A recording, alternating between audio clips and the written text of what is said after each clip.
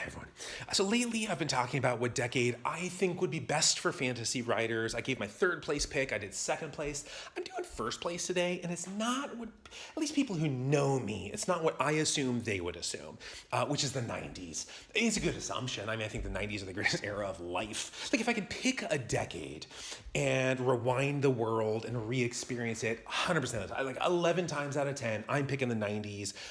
Half of that maybe is nostalgia, but the other half is these cultural explosions that were happening in like everything. In an earlier one of these, I talked about the fantasy genre in literature for novels. That boom was in the 1990s, but like it was sports and music. Oh, if you were paying attention to music in the grunge wave in the 90s, I just can't think of an era since that's been defined in the way that the 90s were by like true originality, emotional authenticity, anti-corporate, anti-consumerism. Just full heart art. Like bands like Pearl Jam were deliberately losing money, sacrificing their own wealth for the sake of audience connection. Those concerts in the 90s, the sheer energy, there's just nothing like it today. Once a cell phone was invented, it's just like concerts were never the same. Outside of music and sports and writing and whatever, there's like video games. Super Mario Brothers 3 came out on the original Nintendo in America in 1990. Later in that decade, Mario 64 and GoldenEye and Ocarina of Time. The leap in video game and the advancement in video games, we haven't seen another decade make that big of a jump.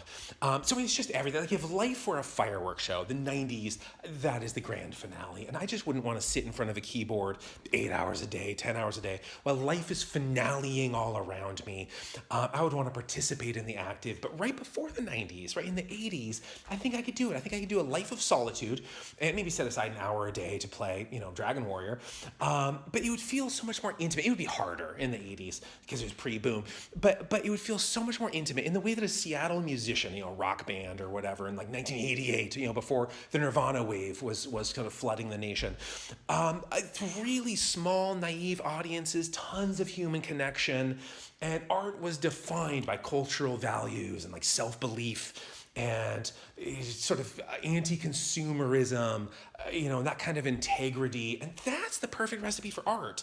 And so that's the era that I would love to write in. And now none of us can choose the era we inhabit, the decade we inhabit, but we can summon those values, right? We can channel the values and sensibilities. And so that's how I choose to write. And I hope you're able to do the same.